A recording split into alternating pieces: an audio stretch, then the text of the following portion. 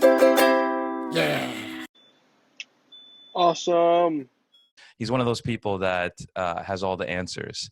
So I do look up to him a lot. I'm really, really happy that he joined us on the show today. Say hello to Wilson. Hi, Wilson. Are you scared? Wilson, I'm curious. What are your thoughts on the coronavirus? Because some people are freaking out. And some people just are on the opposite side. They're not freaking out at all. Now companies are getting really strict about this whole situation, right? You know, there are travel advisories that people shouldn't be going to China, you know, if there isn't an emergency need. Delta, American Airlines have canceled their flights to China all the way through March, April of this year. So there's a huge economic impact as well, right?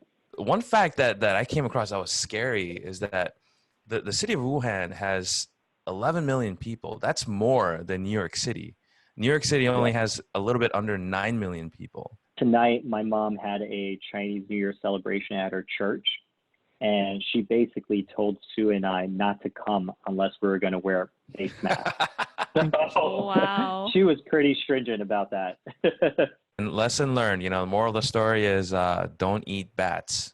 There's a YouTuber, I don't know how big he is right now, but he's been trending. It's this white guy, but he speaks pretty fluently in Mandarin Chinese.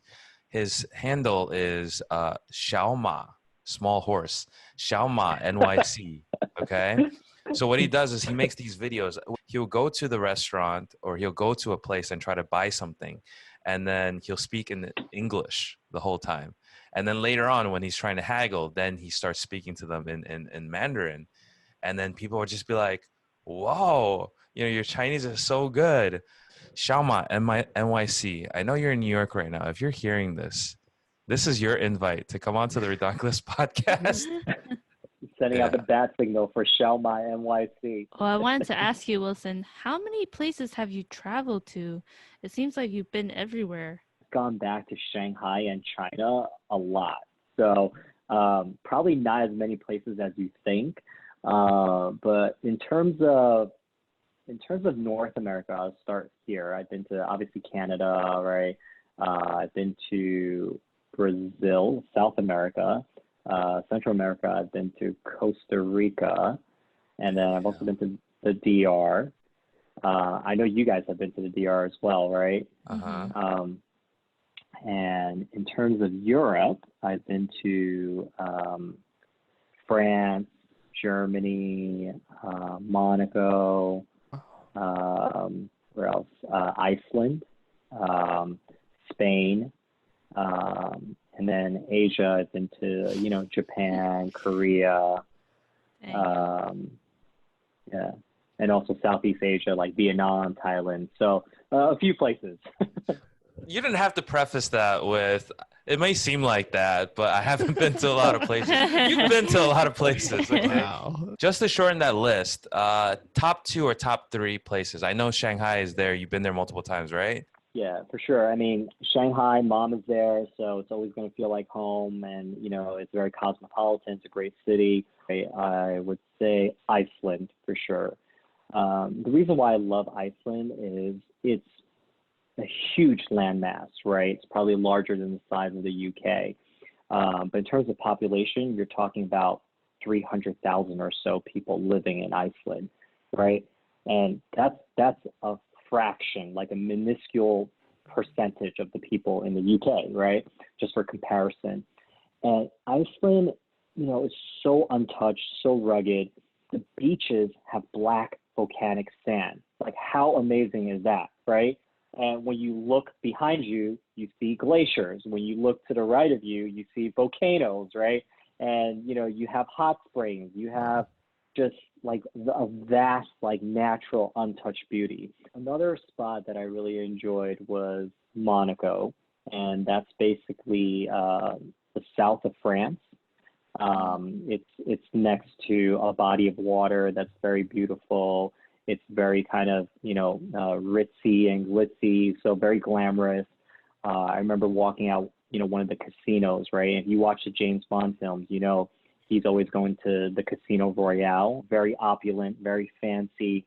And when you walk out of that hotel, you see a fleet of supercars, like Lambos, Ferraris, Wow. like Porsches, Maseratis, like BMWs and Mercedes is like the Toyota and Honda that we see here on the streets of New York. Well, say no more because you had James at casino. He's like, casino? I'll see you there. One more place I want you to touch on before we move on. Singapore. Have you been? I got to be honest with you.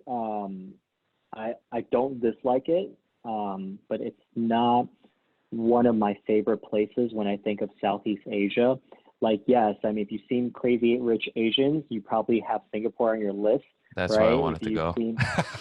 Exactly. And the largest indoor waterfall. Most of Crazy yes. Rich Asian wasn't filmed in Singapore, though. I think. Ooh, fun fact. Yeah, Yeah. Malaysia, I think. Yeah. Perfect segue. I've been to Malaysia, and I loved Malaysia. I've been to Penang, the Cameron Highlands, which, by the way, has these massive tea gardens that just like takes your breath away. So I personally, loved Malaysia more than I love Singapore. But so, like, if I have the option to go to Southeast Asia, I'll go to Vietnam and northern Thailand before I ever step foot into Singapore, right? Nothing's wrong with Singapore. It's a very clean, very livable city. So if you're asking me, would I live there? Absolutely, 100%, right? Would I live in probably some other Southeast Asian countries I just mentioned? Maybe not so much so, but that's kind of how, if I think of a vacation destination that's going to wow you type of place, Singapore is probably not at the top of my list. So you would pick Vietnam or Thailand or Malaysia before Singapore? Yeah. I mean, they have, because landmass wise, just landmass alone, natural beauty, like just wonders alone, it's going to be, 100 times the size of Singapore, right? Singapore is just a small piece of land that was carved out of Malaysia, right? So just that alone. I mean, if you're looking for a cosmopolitan, Michelin-starred restaurants, really expensive, shopping, yeah, for sure, Singapore is going to have all that for you in a very comfortable setting, right? All right. Once coronavirus dies down, time to change our travel plans. We're not going to Singapore. So let's move on to two truths, one lie. So I'll start off on the timeline of many, many, many years ago. I won't tell you how long ago, so as not to reveal my age. But when I was in my teens, it was a snowy night. It was a snowy night, and my friend and I were just, the snow was falling, it was sticking, it was accumulating. We're like, hey, let's go out and have a snowball fight, have some fun, right? And we got a great idea. Instead of throwing the snowballs at each other, let's throw it at the cars passing by, right? That sounds like a lot of fun, right? Oh my God, you were one of those kids. Yes, I was one of those kids. So we were like nailing like cars, right?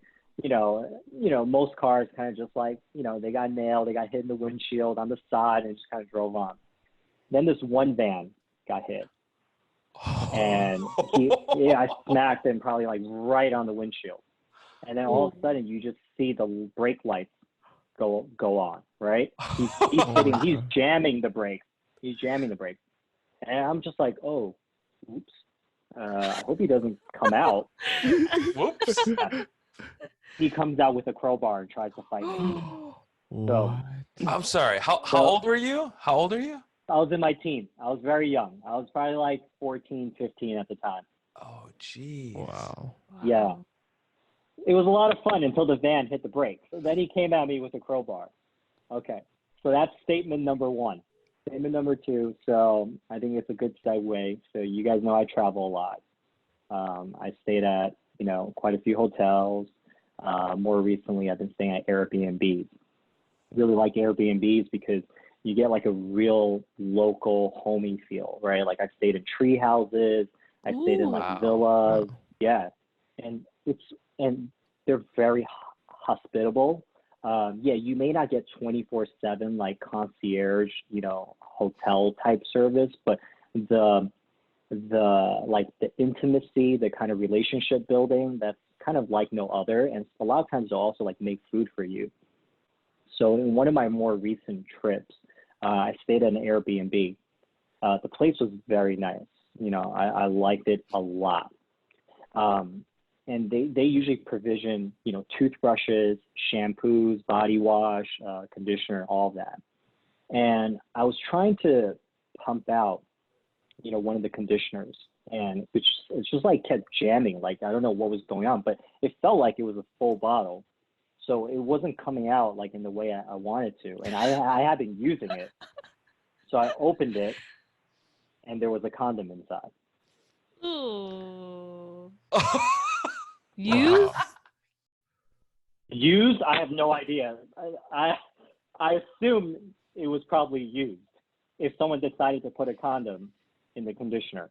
Oh, wow, that is gross. All right. You guys ready for statement 3? Yeah. Yeah. Okay. So again, you know, I like traveling to China, right? And this was way back before I met Sue. Okay, so in case she listens to the recording, so 2014, I went to Beijing for a business trip. I arrived basically the weekend of, so a few days early, because I wanted to kind of explore the city for the very first time. And, you know, as you know, the Great Wall is in Beijing, so I went to the Great Wall by myself. I met a girl on the top of the Great Wall, and we hit it off really, really well. And I really wanted to continue that meeting at a later time. She gave me her contact. For some reason, the service was a little bit choppy on the top of the Great Wall, and I had thought I had added her properly on WeChat. It turns out on my ride back to the city, and she had gone her way. I even offered her a ride, but she was going a different direction, which is why she didn't like ride with me. When I finally had service again, I had already thought I added her, so I didn't save like the ID or the screenshot. And it turns out I didn't have her contact. And that's bothered me for a long time. Oh. That was my 2 truths and a lie. I think that's true. The third one is very believable because, yeah, I think it's number one. Because lot of ladies come and go in Wilson's life. Well, you mean in his past life? That's what you meant. I got you, bro. Oh, man. It's okay. She's the only woman in his life right now. What do you guys think? I'm leaning towards number one. I think number one is Number a lie. one's a pretty extreme. Yeah, what a crowbar. Yeah, I agree. Number one. 2, Thailand. Yeah. Sounds believable. Yeah, he threw in, you know, the lady boy fact. So I'm just like, all right. I hope you sterilized your hands afterwards. I had to shake my head. All right, Wilson. We're going with number one. Is that your final answer? That's our final Yes. answer. Okay. Unfortunately, it's not number 1. Oh! Yeah. Wow, you got all It three of was- us. It's number 2? Wow. It's number It 2? was number 2. It was number 2. Wow. Okay. There was a news article circulating around where it did happen to someone. It just No. wasn't my Airbnb. Yes. And, you know, conditioners are, you know, they have a strong consistency there. So, You.